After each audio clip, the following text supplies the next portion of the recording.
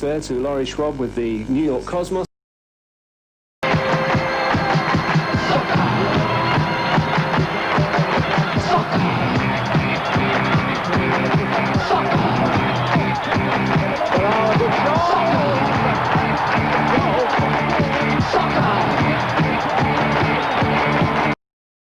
Johnson. Still Johnson. Jones, this looks dangerous for Brisbane Lions. Jones, a good cross. Johnson. Arnold's forward, so's Manus Lamond, still Robbie Slater. Twisting and turning, getting that one across. Lamond! Manus Lamond! Play on, says the referee. Hayes is onside again. Shot! It's in the net! What a great goal by Graham Hayes! No call! Score! Salamini for Cole. Cole on the run. Shoots. 2-0. Lazanovsky with the free kick. Launches a rocket! Trimboli. What vision! Blasts. Yes! That's it! Vujovic. Beautiful goal! Here's Bozanic. They haven't! They might have won it! Teammate from Heidelberg United and another local product, Charlie Ankus. How do you feel, Charlie?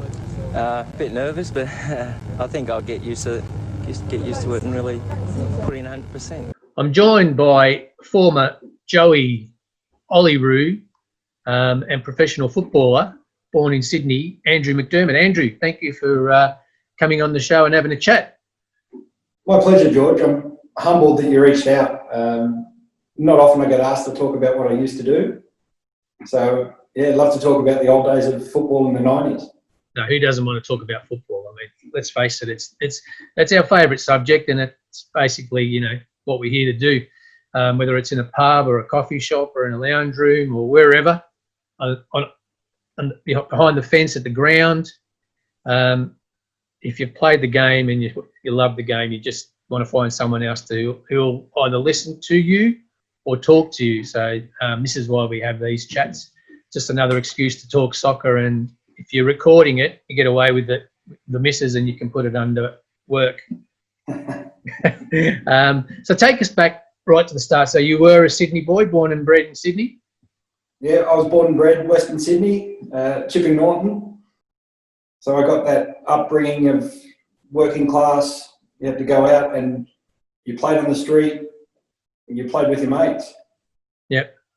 We were of a generation where you trained 2 nights a week and played on a Saturday. And really your football education came from playing six-a-side on the road or in someone's backyard. Yeah, and that's the best way to learn, isn't it?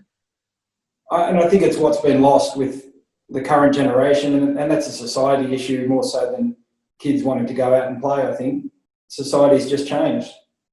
I tell my kids this, we grew up in a time before the internet. Yeah. So you went outside and you roamed the streets and learned a lot about life. And then you were able to take that on the football pitch. Yeah. Yeah, sometimes when we're looking at football development and the old days and the current days, we try to look and delve maybe a little bit too deep, but it might just simply be the fact that when we grew up, there was less distractions and we were outside more than the current generations. It might be just as simple as that. And I think less control. Like training wasn't structured. There wasn't a football curriculum. It was just some bloke's dad organised everyone to get a ball and you'd kick it around and kick each other. And then you'd all have fun, go to McDonald's afterwards, and that was what football was about until you were probably about 13 or 14. Yeah, like the big wins are celebrated by the trip to McDonald's, and usually they were the bribe before the game. Win this one, and we get to go to McDonald's, right? I mean, really, that's right. If that's not an incentive for a young kid to win a hard game, I don't know what is. So, and also you talk about the 5 sides in the backyard or on the road and whatever.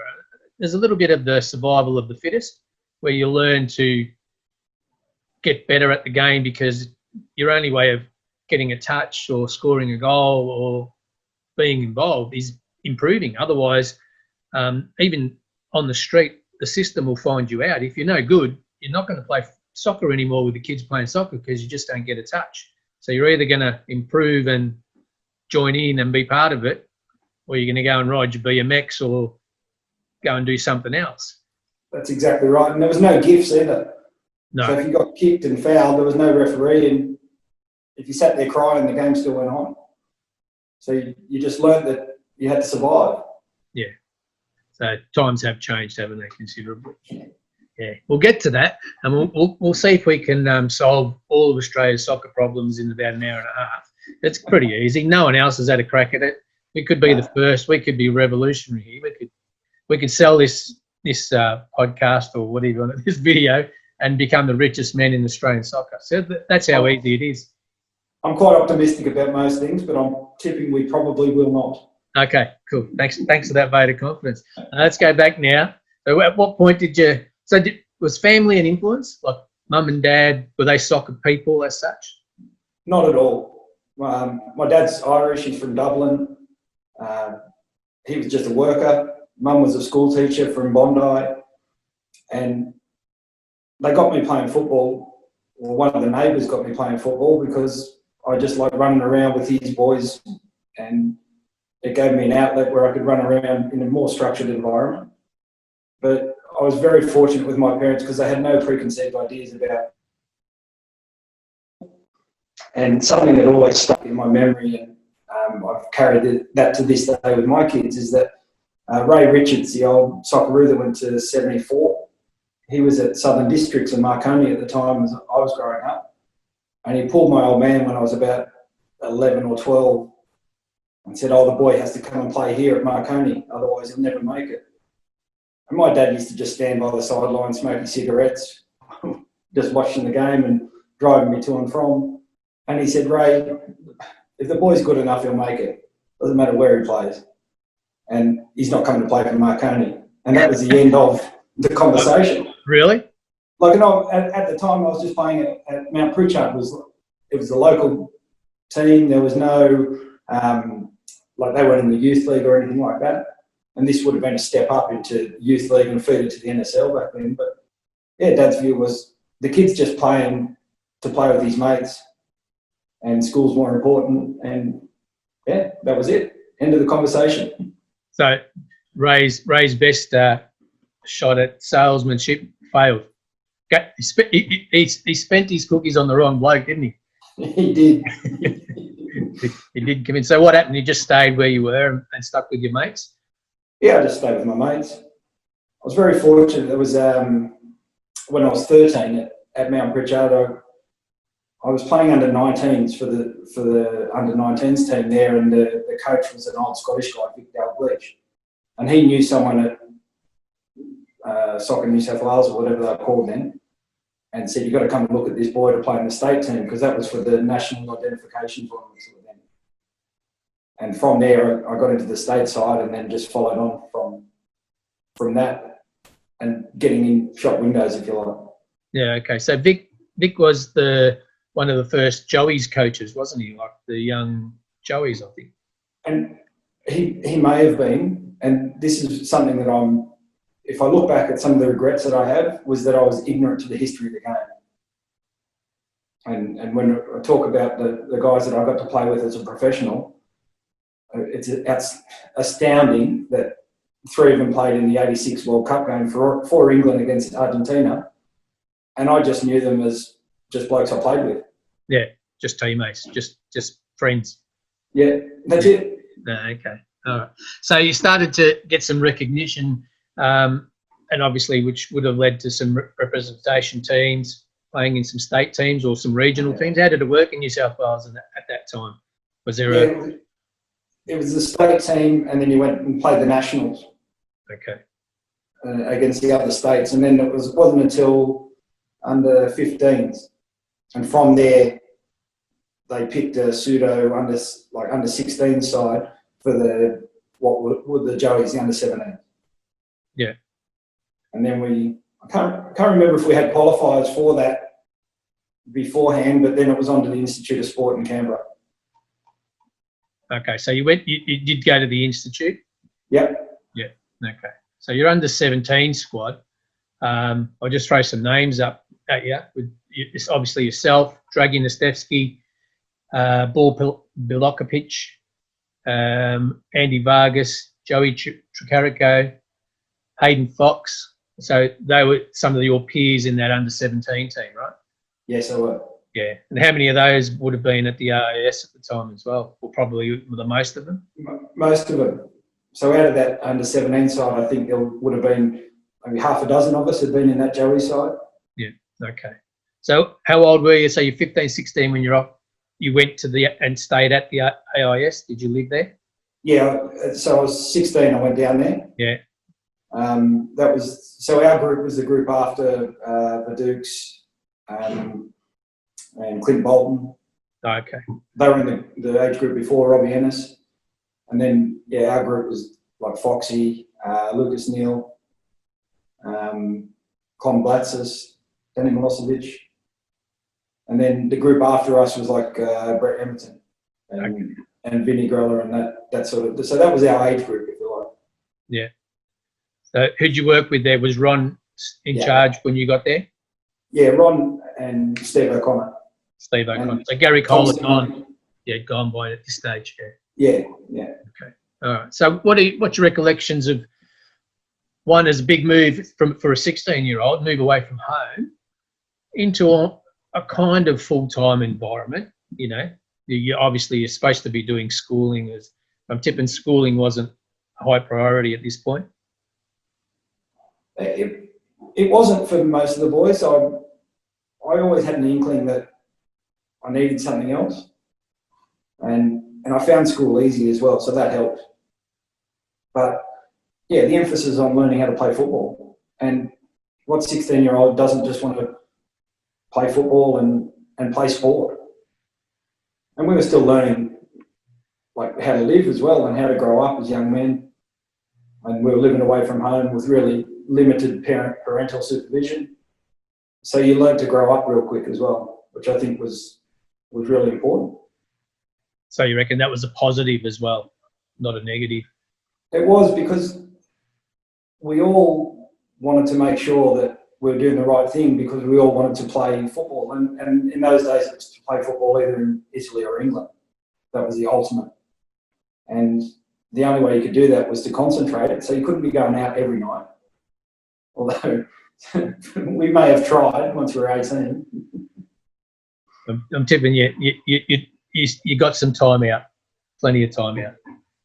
Well, as we found out, football is probably the least most intensive sport for training compared to rowing, swimming, gymnastics. We had a lot of free time. Yeah, gotcha. All right. We won't go behind the scenes. I've heard a couple of stories from different people, but we'll probably save that and collect it and do one total show in the one. But you had a good time. But in terms of the football side of it, like you're saying about the ambitions to go overseas, it was the time when doors were starting to open for Aussie footballers as well. So to use the dirty word, the pathway was visible to a 16-year-old going into that program. You could see from the kids that had come from before you that the doors were starting to open and there were going to be opportunities.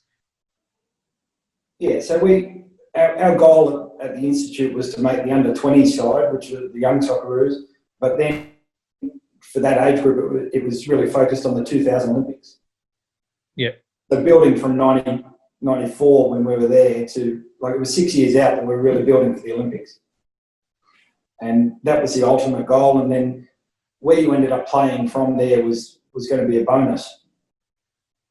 And international clubs at that stage were interested in Australians because they knew that we'd go in and work hard, and we were just honest. Yeah. Yeah, it was a sellable commodity at the time, wasn't it? The Australian sportsman. Absolutely. So you didn't play any senior football. So from the Institute, were you starting to get, obviously playing in some national teams, the young teams, some recognition? So were you already looking at overseas before you've even played any senior football here?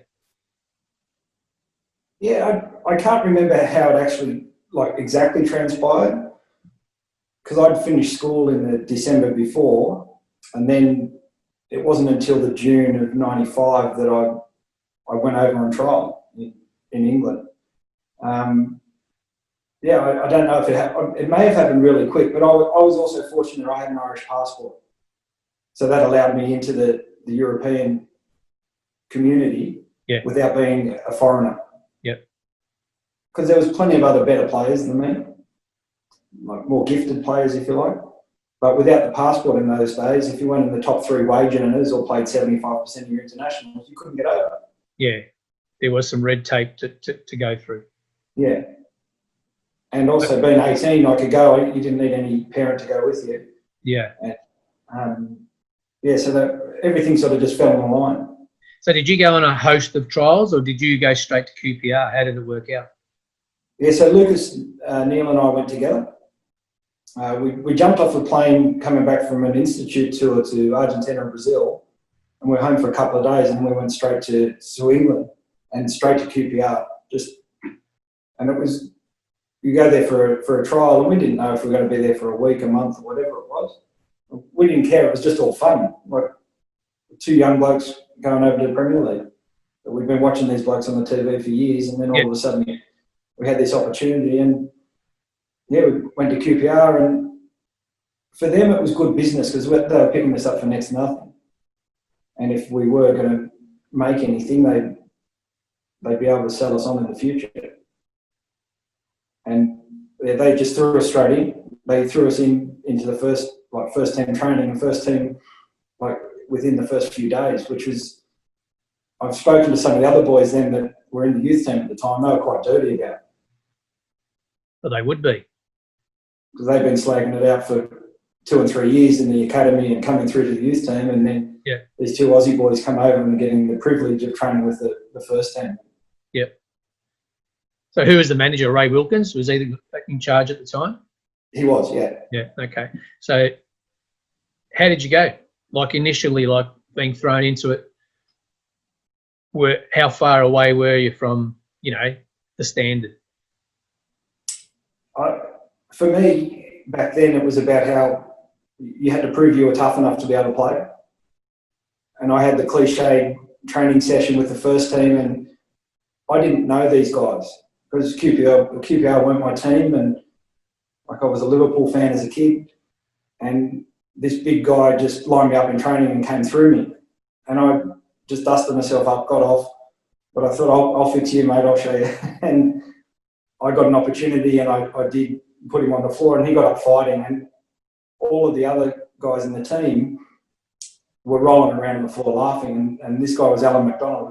He was the club captain at the time. He played forever at QPR, and he's coming in to fight me, and he then come over and tapped me on the head, and he said, "You'll be all right, boy." And that was it. That was my introduction, and from there, I was accepted, and so I was very fortunate to get into that group relatively easy, just by showing that you wouldn't back down. Yeah. Well, everyone that we've spoken to over a period of time who've gone overseas seem to have that light bulb moment about going from total outsider, because you are a foreigner, you are coming to pinch their jobs, you are coming to take their positions, and Aussies were, in a footballing sense, frowned upon, or you're certainly considered a second-class citizen compared to the European kids, right? Not from the coaches necessarily, but from your peers and whatever. So there's a moment, whether it's during a game where you score the winning goal, or you make a crunching tackle, or as a goalkeeper pull off a save, or something about winning the dressing room. And obviously yours was by kicking the living suitcase out of the captain. Yeah. But there's that moment, and then it sort of changes from we're just hanging on here for our existence to now we're part of it. Is that as simple as how it went? It is. And yeah, exactly what you said, that everyone had that moment. And then that defined you as who you were in that environment. And they talk about hazing now, and how people, the older lads test the young lads to see if they're going to make it. And some of the things that they used to do to the young lads is not acceptable. But what they were trying to find out was, under the pressure of the game, is this kid going to buckle? And can we trust him to perform? Yeah. And that was really what it was about. And once you showed that you could, and that they could rely on you, then you're part of the group. Okay. So young boy from Sydney, 18, hasn't played any senior footy, goes into QPR, who are Premier League at that time, right? So they're a Premier League team. They did get relegated, obviously, at the end of that first season that you were there.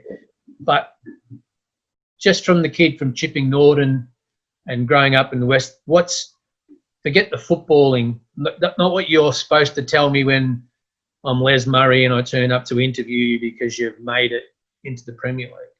But the young kid, son of an Irishman who's got no idea about, he doesn't care whether you are playing with your mates or playing at the highest level. You've signed for an EPL club now, a Premier League club. What's going through your mind? It was, for me, because I'd never played in the first team in that season, but it was just it was normal. I didn't have any experience of adult life living out in my own home. I had a group of friends that, to me, were just my mates, and they just happened to be international footballers.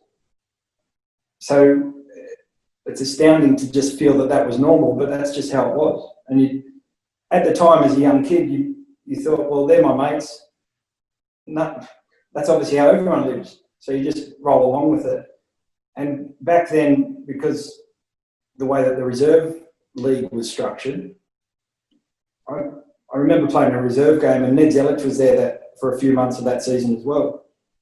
And we went out this reserve league game on a Tuesday night at this non-league club, and Ruud Hullit's playing for Chelsea, amongst others. And Ruud Hullit's playing on this pitch that you wouldn't even play club football on in Sydney. And that was just, you never know who was going to walk out. Like Klinsmann was there in those days as well at Tottenham. Bergkamp was at Arsenal. And you would play in even reserve games against these guys. And it was, like, I look back now and it's a bit unreal, but that's just how it was. And you just went along with it. Yeah. Were you based in Shepherd's Bush? Were you living in Shepherd's Bush, or? A little bit further west. I was in Greenford. So it was, just a little bit further west. Because it was all I could afford. And this was, I think, where a lot of people have a misconception about footballers and how much they earn. Back then, I was getting 400 quid a week. And I was paying 600 quid a month for this dodgy little 2-bedroom apartment, and there wasn't much left over. Yeah. To live on. And so, you've got all the bright lights of the Premier League, and everyone thinks you're a millionaire. And I thought I was playing with a load of blokes who were all millionaires, because they'd played numerous seasons, and I've spoken to a lot of them recently, and most of them were only just surviving as well. It was just a job, right? It was a job. Yeah. Just a full-time job, and you got your wage, and you struggle to pay your bills like anyone else. Yeah. Yeah. Yeah. And you fight really hard to win because it might double your weekly wage. Yeah. Okay. So the incentives in your contract and whatever were crucial. Yeah. Yeah. Okay. All right. So in that first season, obviously, as we said, QPR got relegated. You didn't play any first team football, but then you broke into the team. How and why did that come about? How did you get into that first team? What was the break? Probably poor performances by the guys who were ahead of me. And there was a change of management. So Ray left just at the start of the second season I had there. And Stuart Houston and Bruce Rioch came in. And they were the old team at Arsenal. And they brought slightly different culture to the place as well. Bruce was very old school. And we just weren't getting the results. We were sitting mid-table at the time. They were just trying everything. I was there, available and fit, and I got an opportunity. So that's how I remember it came about. Okay. Did you enjoy that level? Did you find yourself comfortable at that level in what is now the Championship? It was the second division then, I guess, or called the first division, but it's the second tier. You comfortable at that level? I was. That was my level. Like the Premier League, what I always found whenever we played against Premier League sides, I was a grinder. So I had one speed, which was medium. I think you're probably underselling yourself. No, I had no pace at all. Okay. But when the Premier League, the difference between the Premier League and the Championship is that the Championship or the First Division was always just one pace. It was just frenetic and hectic. Whereas the Premier League was more slow, and then accelerate. And I got found out by that because I couldn't shift gears. And so that was my level. Okay. So finding your level, and I guess as you've described it, if you're hardworking, diligent, and learning your craft, working within the means of your talent, and obviously coaches thinking you're good enough, that's always the first pat on the back, that one to get chosen. Consistently playing, that's the sort of second stamp of approval from a manager, and then finding yourself comfortable just within your own self. Now, and I can do this more times than not. And just being around like good people who were good players. Well, this is 25 years ago now, and I look back now at what I learned from those times and those men, because like there's 3 or 4 of them that are dead now for different reasons. But what some of the lessons that I learned from them, and the biggest one I learned was always be humble, because these guys had amazing careers. Like I said, mentioned to you before, that like 3 of them played in the World Cup game in the '86 World Cup semi-final against Argentina. I only found that out about 5 years ago. And one of them's actually got married on a shirt from that game, Steve Hodge. But because when I met him, Hodgie was at the end of his career. So we were just slopping around in the reserves, and I didn't know there was no internet, so you couldn't fact check anyone. Yeah. And these guys never spoke about how good they were or what they'd done or who they'd been. Yeah. And so it was learning lessons and learning how to grow up and be a man and be a good person. Yeah. You would have learned a lot off those pros. And I guess in many ways the old pros are the ones that should be passing on the knowledge. I guess that's how the system should work. Was that how you found it? Yeah.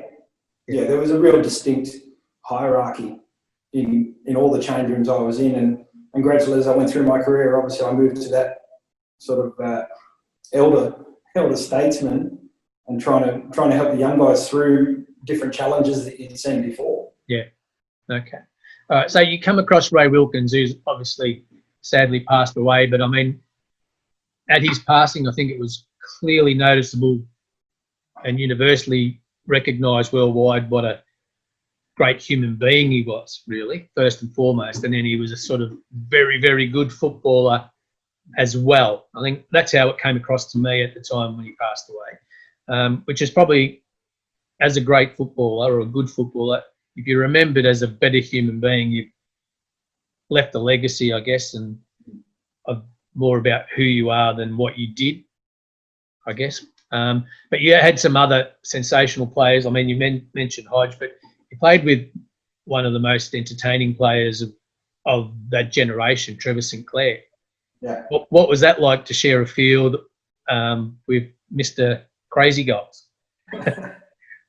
You obviously talked about his overhead kick against Barnsley. Well, he's scored a few freaky goals that, like, it's maybe not as extensive as Matthew Letizier's, but condensed, the quality's there. Like playing in teams like that, And I'm so fortunate that football is a team game, because Trev could do things that I definitely could not. And so my role in the space of the team was to get the ball, give it to Trev. Like, how easy? Keep it simple. That's it. Yeah. And if Trev's got the ball, don't run past him, because he'll catch you up anyway. Just give him the ball and then find someone else to get the ball back off and give it back to him. Yeah. You're a decoy. Not even that. Sort of a decoy. No, you didn't even bother with that. Oh, I'm sure I was never coming up in opposition team talks as being a threat. But I didn't realise the full extent of my role until I was playing back here with Northern Spirit, and Ian Ferguson came from Rangers. And I used to give Fergie heaps of stick because I'm a Celtic boy, he's Rangers, and his legs had gone by that stage. He was at the end of his career. And so we made a deal that he wouldn't have to run outside the centre circle as long as I didn't have to pass the ball any more than 10 metres. So I used to just get the ball and give it to Fergie. And that was great. It worked for us. And you both stuck to the deal. It worked. Yeah. Now, keep it simple. Everyone plays to their strengths. Yeah, and that's it. It's a team game. Yeah. Like if I was in tennis or golf, I would have struggled. Yeah, cool. Look, you moved to West Brom, which I want to move to, but just before, just out of curiosity and as a football fan, I think you also played with Ian Holloway. Is that right? I did. Right. Was he as quirky, as kooky, as crazy as a player as he was a manager? Because those team talks or those press conferences were just somewhere from another planet. He was always a different guy. Like, he was playing for QPR and living in Bristol, and he would drive in every morning. Okay. Yeah. And like in his big S-Class Merc, like I'd never seen one then. But he was just a humble man. He's had some issues with the health of his kids, like when they were babies, and he was just a really nice guy. And I think part of his persona that he gave as a manager was a facade. Yeah. Like he wasn't that eccentric, but it almost became a character that he was playing when he was a manager. Yeah. And he was clever enough to run with it when it suited, obviously, and it deflected away from perhaps performances or other issues. Deflection 101. Yeah, exactly. Yeah, cool. So that was his, because he's a guy that if you're going to war, you'd follow him over the wall. Okay. And all the other side, as he said, is just a deflection.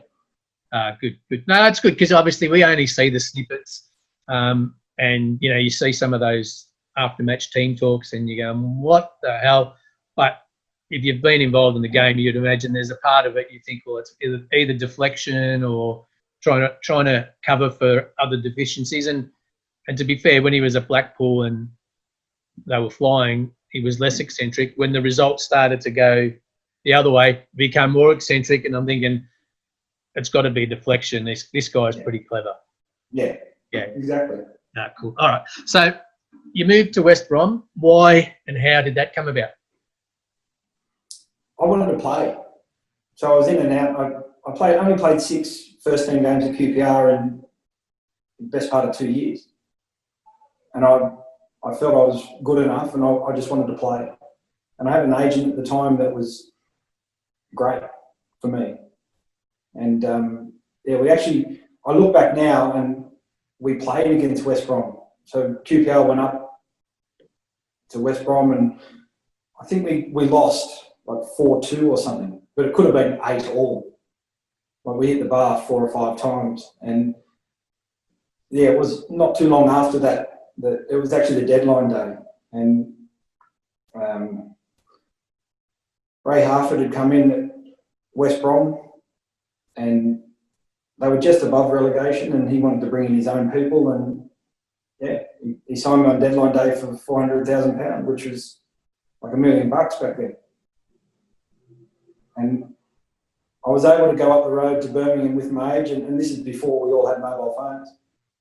And I got up there, and I'd been wanting to move, but there was nothing concrete. And my ex-wife was at work, and so I went up and did the deal, and then called her after the deal was done.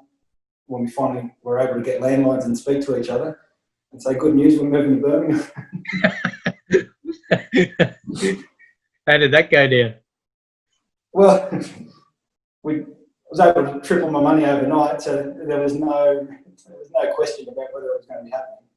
So, it was good. It was exciting. We were like 20 at the time, just next step in the adventure. And by getting a move like that, you were never guaranteed to play, but it was giving you an opportunity that you were probably going to get more time on the pitch. Sure. So increase in wages, an opportunity to play regular football, just out of curiosity and from a layman's point of view, of that £400,000, what does a player, is there a cut in there for the player for like a sign-on fee or something? Yeah, every contract and every deal was different.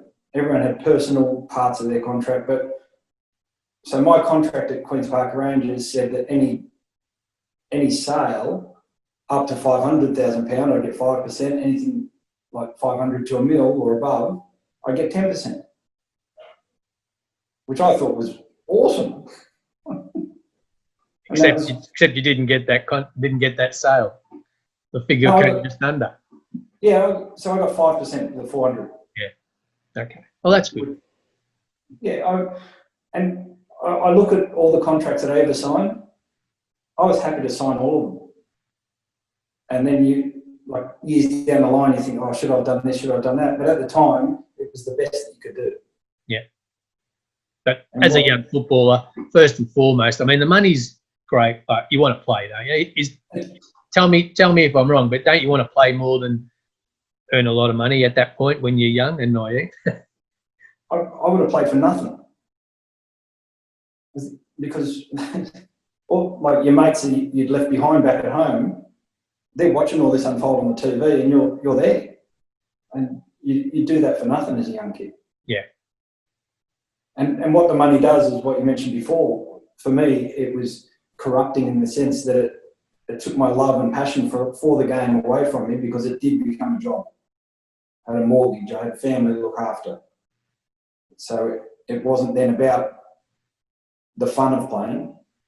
It was about the need of playing. Okay. Yeah. So you had to live up to a certain standard of living, bills that you needed to pay, just everyday life. And now it's about getting the best contract because you wanted to maintain that standard of living. Yeah, and better your standard of living. Yeah. Does that cloud your decision making somewhere along the line, going down further down the track, or can it? It didn't for me because I was never presented with the choice that it was the money or the game. But it clouded my love of the game. Because at times, in the middle of winter in Birmingham, slopping around on training pitches that are just knee-deep in mud, and knowing that you're not going to play next weekend because the team's won, and you're thinking, what am I doing this for when I've got mates at home that are sitting on the beach having a few beers? So that was sort of how my perception of the game changed over time. Compare the two Rays, Harford and Wilkins, as managers. You couldn't get any. I don't think you could get any two worlds apart. And a lot of people we've spoken about Ray Wilkins and such an immense footballing brain and talented player. Why couldn't he translate that into performance on the pitch? And one of his problems was that he was still playing with a generation of mates. So a lot of the boys at QPR are still good mates of his, and he found it difficult to be ruthless in that sense. He could be ruthless on the pitch, like he was nasty. Yeah. But in terms of dropping people earlier than maybe he did, may have cost him in the end. And Ray Harford was just like that old school totalitarian, this is the way we're doing it. You call me boss. Not quite. Okay. But I did have that with Les. Yeah. It's the topic of the week, isn't it? It is, until I didn't one day. And then left a camp, and then that wasn't one of my highlights of my career. But I say you deliberately didn't. Yeah, because how it transpired for me, I'd just broken into the team at QPR after 18 months and played 2 games, and then we had a camp in Tahiti for the under-20s. And I got there, and then he was trying to play me. I'd been playing as a right back, and he was saying, no, you're never going to be a right back. And I'm like, dude, when like Premier League club in our first division, and you're telling me I can't play right back here, and like the guys of that generation that was still just out of youth league football in Australia. And I'd matured a lot, and I thought, I'm not going to call you boss anymore. I said, Les, I don't agree with it. And that was it. That was it. The beginning of the end with me. Okay. Well, he's got to set the standards for discipline, I guess. And regardless of how good you are, how right you are, it's team first, I guess. And that you probably would have been pretty dirty at the time, but looking back now, you would see that he still had to do the right thing by the team, didn't he? Yeah, I was dirty for a long time because I think it contributed to me not being involved as much as, well, not going to the Sydney Olympics. Yeah, I want to talk about that. Yeah, well, my relationship with Les, I think, had a big bearing on that. Yeah, and took me a long time to come to terms with missing out on that because my hometown, the Olympics, never get another opportunity again. Yeah, and all my mates were playing in it. Yeah, well, I was going to say you were part of the build-up to that with that team. You played a lot of, because there weren't qualifiers because we would have qualified as the host nation, right? But there would have been a lot of practice games, lead-up games. I did a little bit of research. You played nearly anyone. Wollongong, Carlton Youth. There was some teams that you come across that I didn't even know had ever put sides on the park. But obviously, it was about just getting games into the players and the group. For the group, and it gets some continuity and whatever. In 1998, you were well involved in that group. Come 2000, which by this stage you'd spend a bit of time playing senior footy at West Brom, you're nowhere near this team. So let's find out, really, what was it because you couldn't get away from club football? Was West Brom a factor here, or was it totally about the Les situation?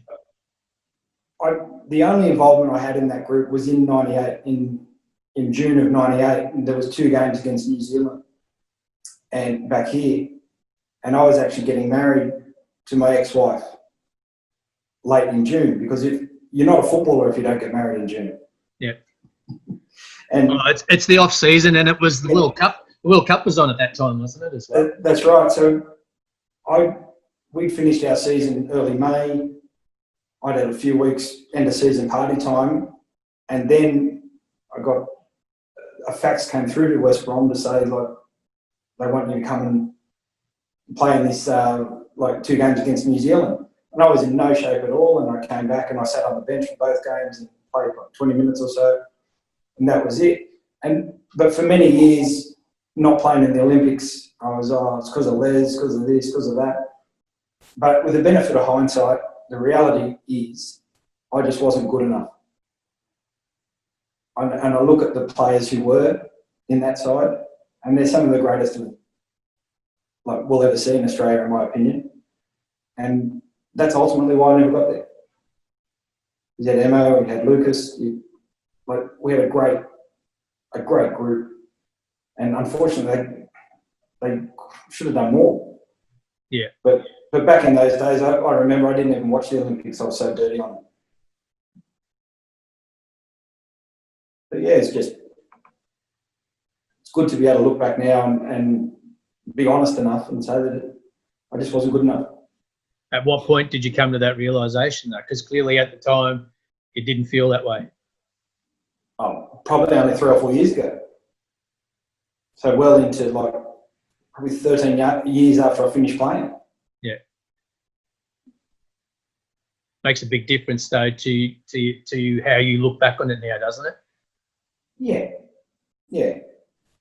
And that's like anything.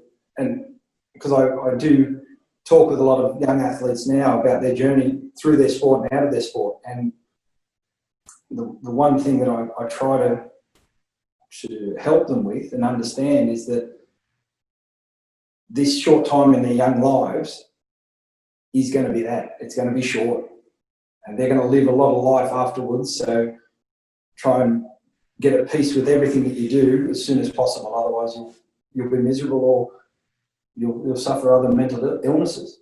Yeah, the frustrations and the regrets all build up, I guess, if you don't do it properly the first time around, or give it your best shot. Well, and also it's an occupation that you can't go back and do. Yeah, that's right. Because your youth is when you're at your peak in terms of your physical abilities. You can't go back as a 40-year-old bloke. As much as there's been occasions we'd like to. Yeah, you think I could do that. Yeah. Just because I've got my boots and my shin pads in the boot of my car, and I'm going to turn up at Anfield and they're going to be one short because Mane tripped out and injured himself, and Klopp turned around and said, "Can you just come and help us out?" There'd be 50,000 blokes in the stadium, or with boots in their car.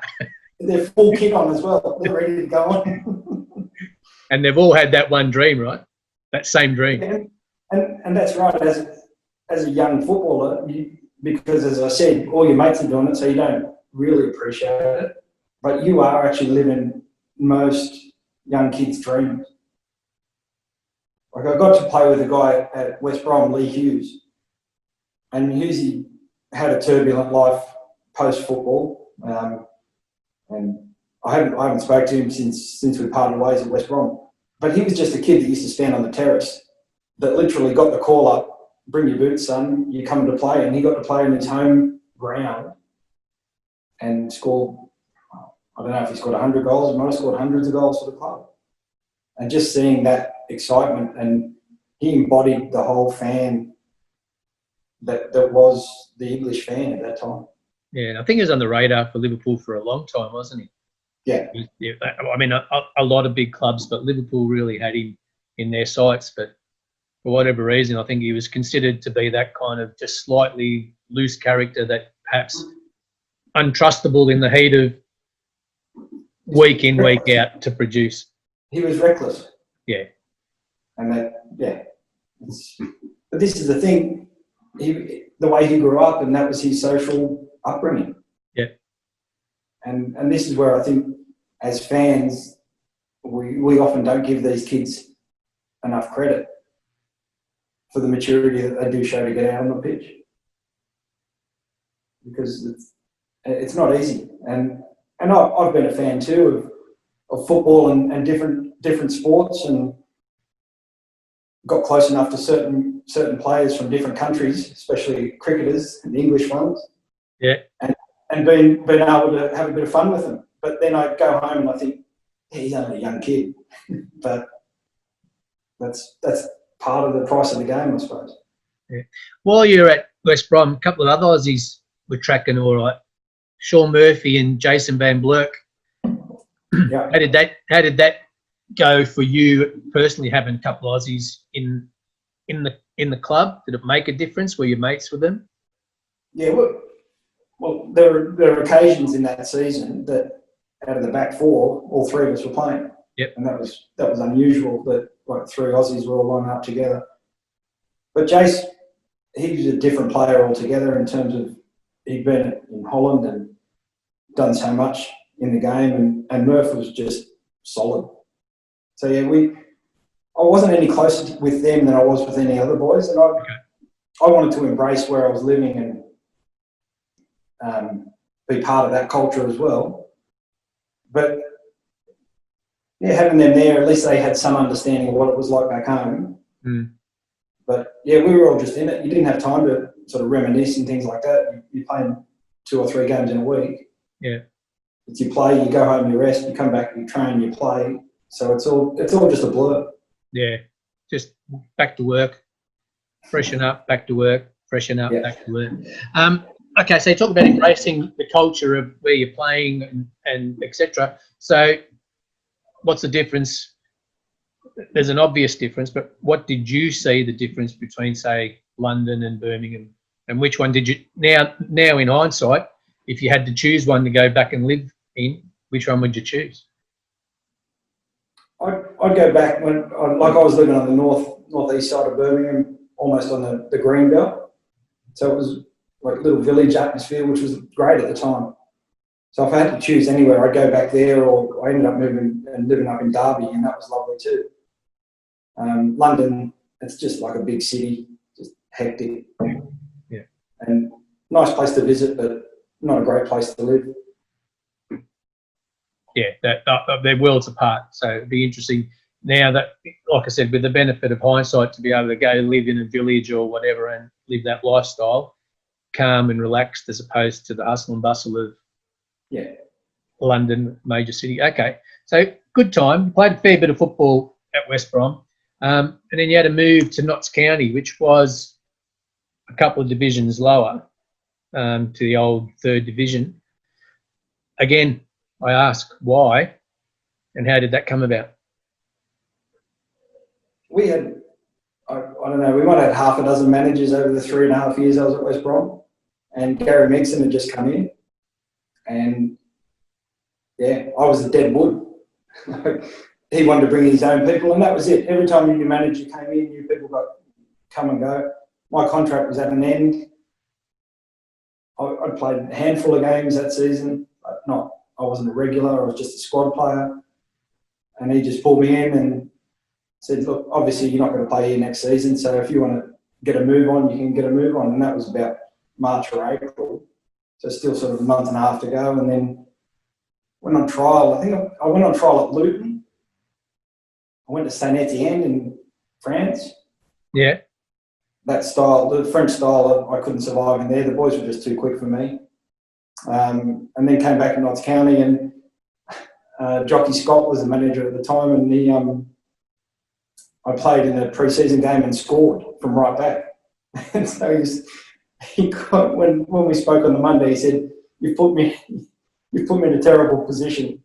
I'm going to have to sign you." The goal-scoring fullback on trial. You've put the pressure right on, haven't you? Yeah, and that was it. Like once again, I still wanted to play. I still felt that I could maybe go down a division or two, play, establish myself, come back up. And also I need the cash. I had no skills to do anything else. So yeah, played at Notts, and that was good. It was a good group of guys there. One of the boys from West Brom came up there at the same time, me and Hamilton. We were living around the corner from each other, so that was good. We had some good times playing golf in the afternoons up there. So you talk about your lack of knowledge at the time of football history. Did you happen to realise that Notts County was one of the oldest clubs in the history of the game while you were there, or did you work it out later? No, that was one thing I did find out, because it's what they lead with, if you like. That's their claim to fame, and they're out of the league now. They had the playoffs this year and missed out, but just that they were historically a big club. Yeah, just I don't know if you got to play in a derby while you were there. Obviously, with the disparity.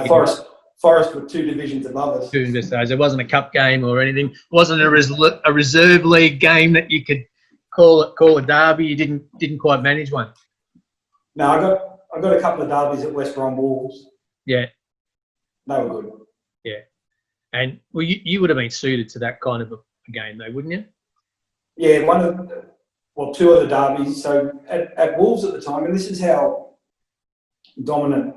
Well, not dominant. We weren't dominating football, but there was plenty of Aussies over there, because Kevin Muscat and Steve Corica were at Wolves at the same time. The 3 of us were at West Brom.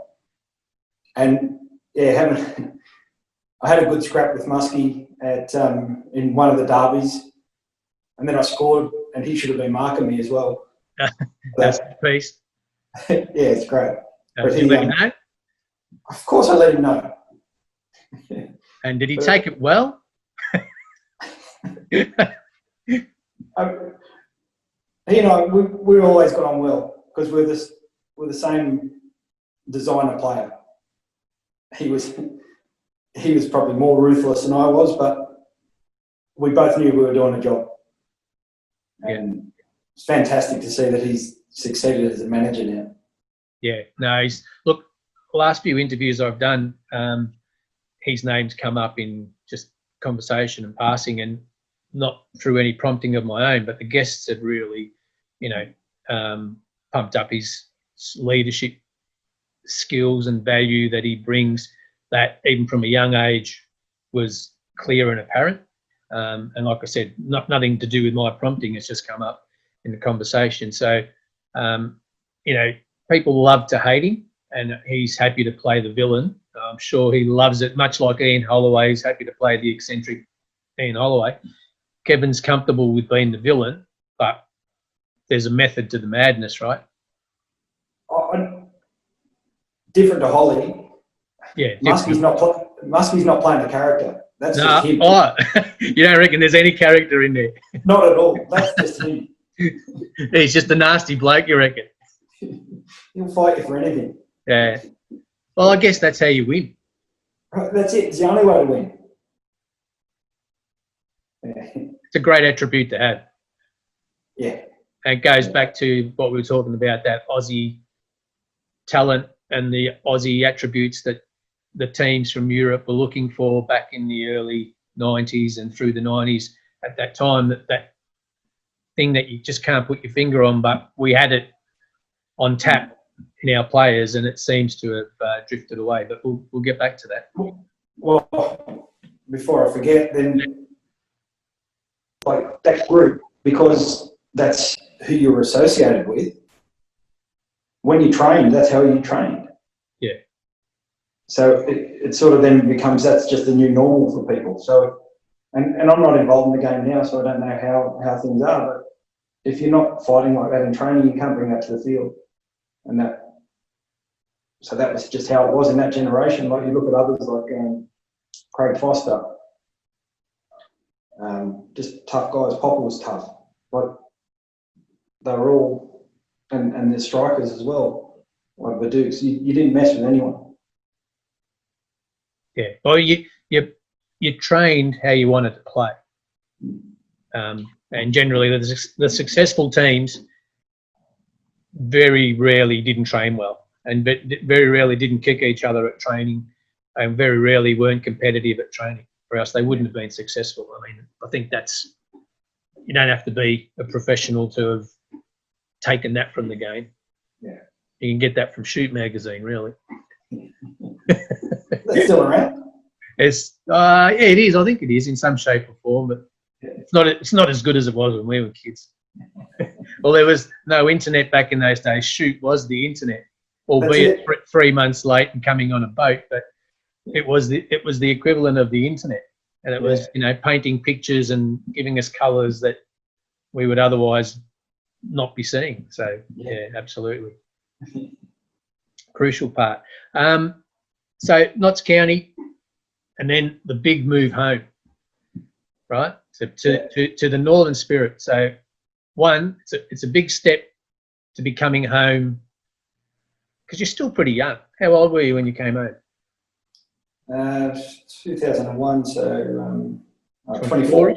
24? Okay, so relatively young. So there's an element of coming back to a big professional giant, we'll call them, Northern Spirit. But there's an element of coming home. There's two sides to this, depending on how you're looking at it. Coming home early as a professional from Europe. Where were you sitting personally? Yeah, for me, it was a family decision. My son had just been born when we were at Notts, and like he's got special needs. And as a young family, we were over there by ourselves, and we knew we would need support. Yeah. And Mick Hickman had taken the job at Northern Spirit, and he'd been assistant at Wolves when I was at West Brom, and I just reached out to him direct, and I can't even remember how I was able to track down his number because there was no email. Yeah. And I said, Hickey, I'd love to come back for family reasons, because I still had a year to run on my contract at Notts. I said, look, there's a certain level of income that I want to get, but I'd love to come back. And so from that, we ended up making it happen. And that, so for me, it was more about family, and I was sick of slugging it out in the winters over there. And I was still young, and I thought, well, if I get back and do well in the NSL, I might still have a chance of making Socceroos. Okay. That was my thinking. Yeah, the ambition to make senior Socceroos was still there. Yeah. Yeah. Okay. Cool. All right. So you've come back, and Northern Spirit were kind of like that flagship, along with Perth Glory, about this new, again, dirty terminology, but new soccer, and I guess in many ways people think Northern Spirit was kind of like the way going to form the future. Your personal point of view about, did it do that? Like you were involved, you were a player, you've got intimate knowledge, and you're intricately involved in the club. Was it great for a player at that time? No. Why? I missed the first 2 or 3 seasons when it was euphoric. There were the new boys in town. Yep. Arnie was there. Bobby Slater was there. Nicola Berti, I think, was there. Yep. So I missed those first 2 seasons. Yeah. So the season I roll up, Nicky's the manager, Arnie had left. Most of that squad had transitioned out then as well. And the first season wasn't too bad. We used to train down at Cromer Park, play at North Sydney Oval, and North Sydney Oval is a cricket ground. So we were playing on the cricket pitch, and it wasn't conducive to great football. And it was at that time where the league was, people were looking at other options, and the PFA were doing modelling work on how they could improve the league. And so the seeds of the A-League were being planted there in the first season.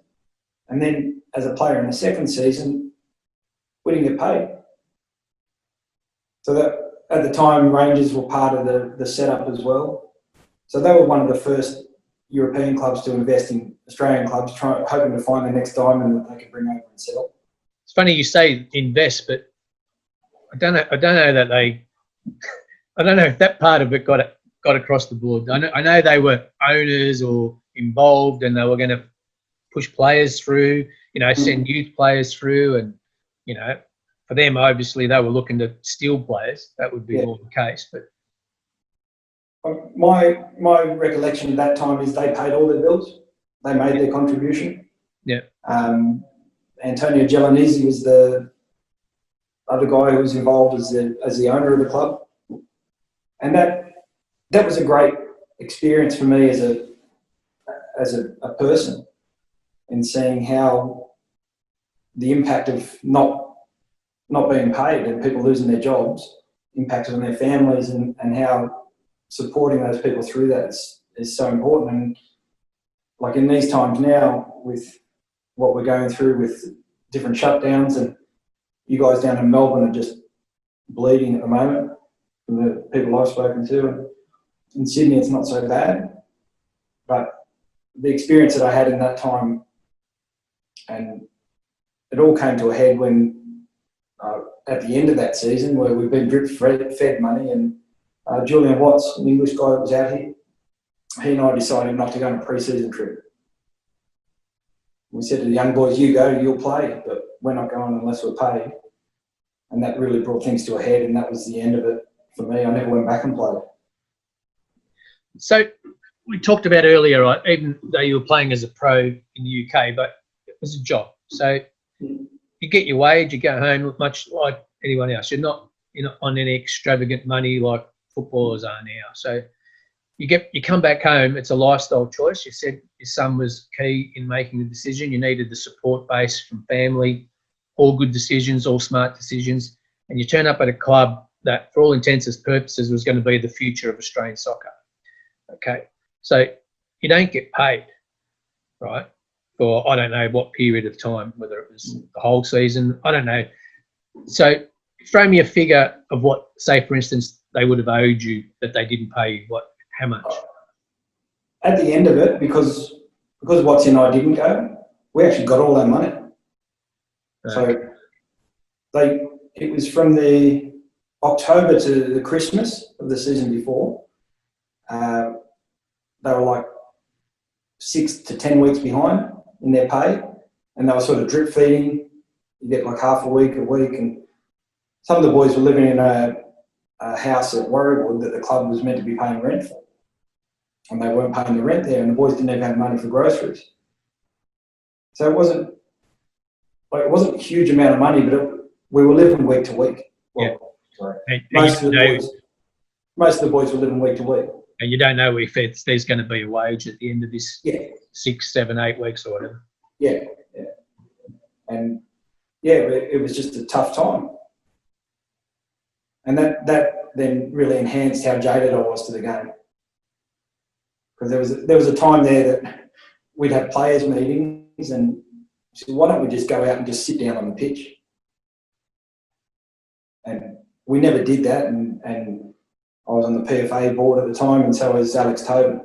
And we decided that wasn't the right course of action because we didn't play, there was no product, and then ultimately there's nothing, which is what's been happening through the COVID time with there's no product. So yeah, okay. So you're part of the PFA? Yes. Yeah. So that was pretty much in the early days of the PFA too. So what role did you, or what roles did you have there? I was just on the executive, just to, like, we would just talk about where we needed the game to go, where we felt the game should go, what was good from a player's point of view. And it was the early days. And Schwabby was there, and like he brought in some outstanding things. That it was around the time the first CBA was signed with the Socceroos. So it was an interesting time in terms of unionisation of football in Australia. Because coming out of the English system, I remember sitting at the training ground signing my first contract at QPR with the club secretary, and then Simon Barker, who was the PFA rep at the time, came over and said, "Son, while you got the pen out, just sign this."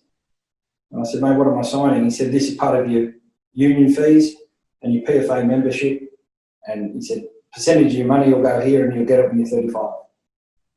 And that was the best thing that I got given as a young kid, because it's easy to waste a lot of money, but you put it in a pension scheme, which is like superannuation, you get it when you're 35.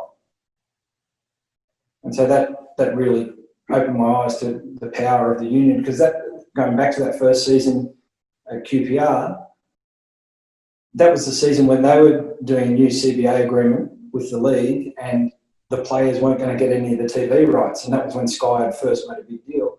So there was talk there was going to be a strike, and I was like, I'll play for nothing. But we're all together, and that was the power of the PFA, and still is in the UK, that all the players are together on that. Yeah. So was it a hard sell in the early days of the PFA here, or were the players generally on board? The players were on board. Going back to what we said about the leaders of the team, if they had people like myself, Alex Tobin, Julian Watts, that were established and had decent careers, guys, this is a good idea. They're not going to cost you $20. Sign up. Yeah. So that was how it was. Okay.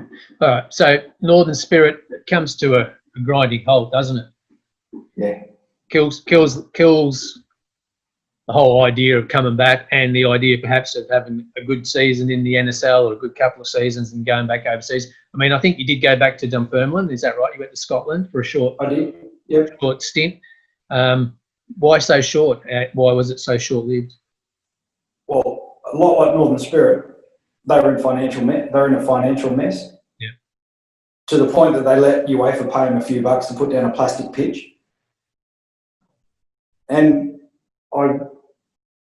in that pre-season, I didn't want to play for Northern Spirit anymore and not get paid. So I went over on trial, and Fergie helped set that up for me.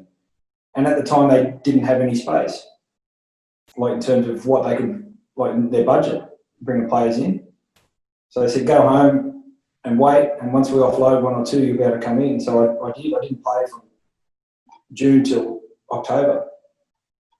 I just kept training, and then, went over, and it was only a short deal for two reasons. The amount of money that I wanted, and also the amount of money they could afford. And thirdly, I didn't know if I would commit and wanted to stay. And so it was all good. Everyone was happy with 3 months. And that's what we did. Yeah. And it was good. It was great for me because I got to play at Celtic Park. And that was amazing, even though we got stuffed 4-0. But to be able to walk out where they sing "You'll Never Walk Alone" was it's something that it still gives me chills today. Yeah, so it wasn't a wasted trip altogether. No, not at all. And it gave me the opportunity to be at peace with, I have finished with the game. Because I've spoken to a few guys that have been forced to retire and they feel like it's still unfinished, whereas I was really comfortable, I was ready, so I got to go on my terms. You're still young though, 27. You're a baby in terms of football. 26, 27. In terms of football, I was. But I had dabbled in doing different university courses in terms of maths and accounting. And I just looked at the numbers and my earning potential, and I knew I would always have to work. And so I thought I can slug this out for another couple of years, and I'm still going to have to get a job. Yeah. Yeah, So you're not going to get rich in the next 2 or 3 years. Exactly. I'd peaked in terms of where I was at. I'd struggled in the Scottish Premier League. Like, I was a squad player again. I wasn't playing every week. And I thought, this is it. And I had the opportunity to work as an assistant for a real estate agent back here in Castle Hill, so I did. Yeah. I called her up from Scotland and said, look, I've decided I'm not playing football anymore. This was on early January. She said, come back after Australia Day, you've got a job. So I did. So you were well and truly ready at that time? Yeah. Yeah. Yeah. It was just it was a degradation of love of the game because of the financial issues that I'd seen. And like Dunfermline at the time, they were Scottish Premier League, and it was still a decent league. Obviously Celtic and Rangers were at the peak, and I wish I had stuck it out at Dunfermline because that season they got to the cup final. Oh, really? Yeah. That's got to be a regret then. No, I don't have any regrets from that time. That's fair enough. Yeah. Cool. All right. So you've not had anything to do with the game for a long time. Mm. The obvious question is, are you still comfortable with that, or have you shifted on that, or do you feel like you want to get back involved, or you're never going to be involved again? Where are you sitting today with all of that? I've got no thoughts or wants to be involved in the game. Where my true passion lies now is to help equip young athletes, not just footballers, but young athletes in terms of transitioning out of sport. Because I think the way that they perceive professional sport and the realities are so different that I've seen. I know of 4 athletes over the last 3 years that have taken their own lives either during or after their careers because of the not being able to understand how their life is going to be without the identity of their sport. Yeah. But how do you do that, Andrew? How do you actually physically go about this? What is it? Is it a program that you're running? Is it just a service that you offer? How do you do it? I sought out different organisations that were in that field helping athletes. And there was a group called Crossing the Line, which is a Sydney-based charity. And they were there really for the mental side of athletes, trying to help them through that transition. And as part of that now, they've opened up an educational wing called the Athlete Advantage. And where athletes can sign up to the program and they get they get a course that they go through to equip them with mental skills and also career-based skills, like how to write a resume, how to do their LinkedIn profile, and what skills are transferable from their chosen sport into the real world. And also just to be there and make connections with people that they know I'm around. If they want to pick up the phone, I'm happy to talk to them and can give them some insight on what to expect. Yeah, mentoring. To some degree, yeah. Yeah. Or just someone to lean on and to bounce ideas off, Yeah. ideas. So there's an element of what you would have learned as a player dealing with good coaches who would have had that ability to do that, even assistant coaches or people around the club, older players at different times that you may have had the opportunity to get. You would have learned that somewhere along the line in your football, do you think? Yeah. All of those leaders within the game left different impacts in terms of lessons they gave you. And at the time, you may not have thought you heard them, but when you look back now and say, oh, I remember hearing that all those years ago. And I was lucky then to transition into an occupation that I was reasonably good at, so I now have some time on my hands where I can devote to give back to others. And rather than just understanding my story, I've been reaching out to a lot of retired athletes to find out what their story is, because everyone's had a different journey, and I'm trying to put all that together and make it like a book for athletes to have a read about, to try and understand what they may experience when they finish. Yeah. Because the thing, I feel I'm very fortunate, there was no social media when I was playing. Whereas now, guys and girls are going from having hundreds of thousands of followers that like everything they post to three or 4 months after they finish playing and they put something up because they're reaching out for that gratification, and 2 or 3 people are liking what, and they don't know how to cope with that. And that's a big issue for a lot of athletes at the moment. Yeah. Yeah, well, that's part of the new society and the pitfalls that come with social media. And I guess also young sports people still don't see the transferable skills and the transferable assets from their playing or their participation and what it can bring them in a professional world. They probably need that guidance to actually see the light rather than wait for 10 or 15 years before the penny drops, because it could be too late. Yeah, and in any organisation, in sport, like the police, the army, the participants become institutionalised. So they really don't think they can do anything else because they're not in a position that they can get out and experience anything else. And so the self-doubt comes in for them, and it's just about highlighting to them that they do have an amazing skill set. Like the discipline that any professional sports person has to achieve is transferable into any occupation. Yeah. But it's whether or not they can find the passion for that occupation to devote that time and energy to it. Of course, yeah.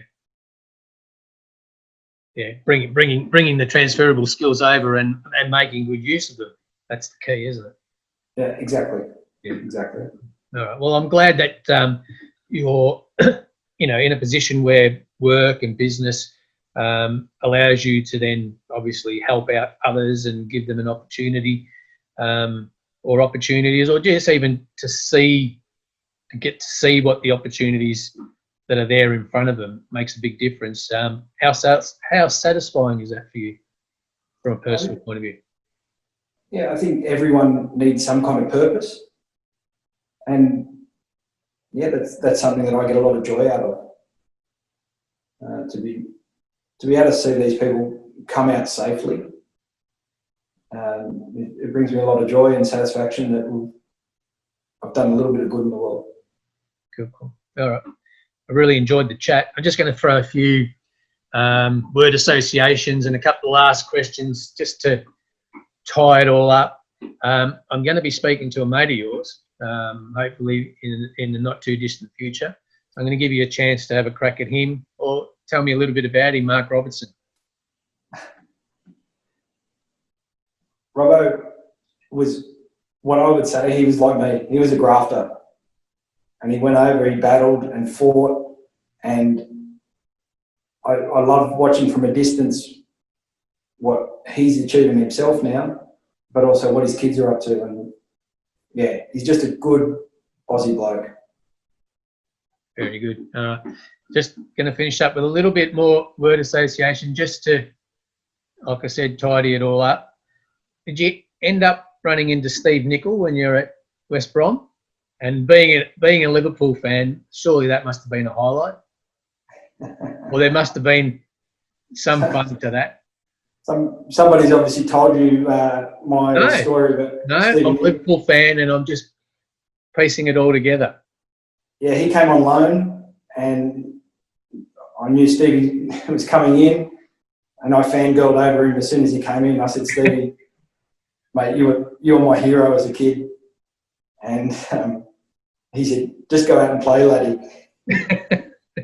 Because he was at the end as well, and I liken him a lot to Fergie. Now, he couldn't run anymore, but they just had he had the mental side of the game. Yeah. Great lad. And it wasn't like I don't speak to anyone that I used to play with regularly, but I was sitting at home one night and ESPN had been left on, and he's there as a pundit. I just heard his voice and jumped up, and I said to my wife, Stephen here, I used to play with him. He's a little bit balder now, a bit wider. He's very opinionated though. Like, he's got strong opinions, which is, as a pundit, obviously you need to have. But you can see the personality, the strong will, and he wouldn't need to have a strong character to break into that Liverpool side, like coming after Phil Neal and fill those shoes. Oh, and that was it. He was the glue. He did all the hard work for the talented guys around him to be able to perform. Yeah. Like Peter Beardsley and John Barnes. And correct. There was a but he did score a hat-trick from fullback against Newcastle one day, which is an exceptional effort because there was no penalties in that hat-trick. Like, any fullback who scores a hat-trick at the highest level has got to be happy with themselves. Unbelievable. Yeah. Class player. I just thought I saw that in the research, and I thought, when you mentioned you're a Liverpool fan, I couldn't let that go. So it's always good to meet our childhood heroes. Sometimes it can work the other way. Yes. Yeah, sometimes it can be very disappointing, but Steve he was, at that stage in his career, he was just enjoying life. So he was just happy all the time. Like, how could you not be with his CV? Yeah, true. Like, he'd done it, played 50 odd times for Scotland, probably more. Yeah. Had every medal known to mankind doubled up in his cabinet. He would have been pretty content. Everything else would have been just adding to the superannuation, wouldn't it? Yeah, I think he might have done all right. But this is the thing. A lot of the players of that generation got caught up in different things that cost them a lot of money. Bad investments. So I don't know for a fact about Stevie Nick, obviously, but there's a lot of them, the reason that they're still working is because they have to. Yeah. And the financial rewards weren't what they are now. At the time, it was still good coin. So yeah, there's a lot of them that are struggling. Very good. One last one for you.